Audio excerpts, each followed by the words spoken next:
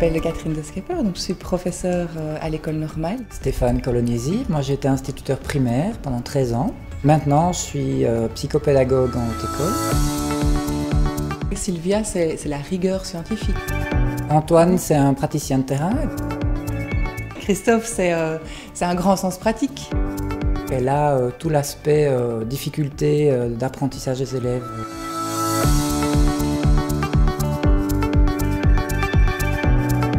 Les constats qu'on voit dans les classes, c'est qu'effectivement les enseignants ont des difficultés à lier les matières et l'expression écrite.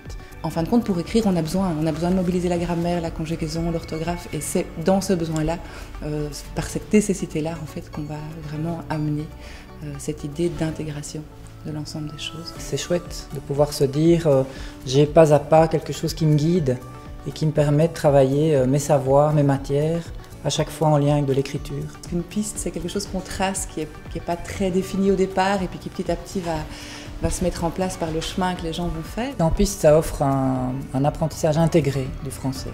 Et donc on n'a pas un découpage, je fais pas ma leçon de grammaire, puis une autre leçon de conjugaison et puis une autre leçon de lecture qui n'ont rien à voir.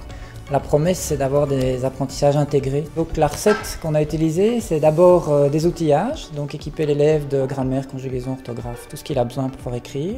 La deuxième, c'est les relectures des autres qui permettent de progresser. Et la troisième, c'est la métacognition qui permet d'avoir les stratégies pour écrire. Il y a en fait un livre pour l'élève dans lequel on va retrouver vraiment tous les documents que l'élève va remplir, tout le travail qu'il va effectuer, les traces qu'il va pouvoir conserver.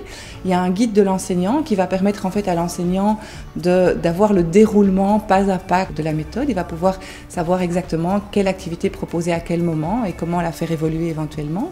Et puis il y a toute une série de documents qui sont sur le digiportail. Et puis enfin, il y a un dernier outil très intéressant, c'est que tous les aspects plus de synthèse ont été rassemblés dans un manuel. Et là, ce qui est bien, c'est qu'on n'a pas une synthèse, par exemple, sur le participe passé qui vient de nulle part, mais on a bien une synthèse sur le participe passé en lien avec l'itinéraire qui a travaillé ces apprentissages-là. Ça doit être un plaisir d'écrire, de lire, de créer, d'apprendre, d'améliorer son texte. Et je pense que le visuel aide beaucoup pour ça. Avoir un manuel qui est ludique, avec des beaux supports, avec des couleurs, ça a l'air de rien, mais ça change tout. D'accord.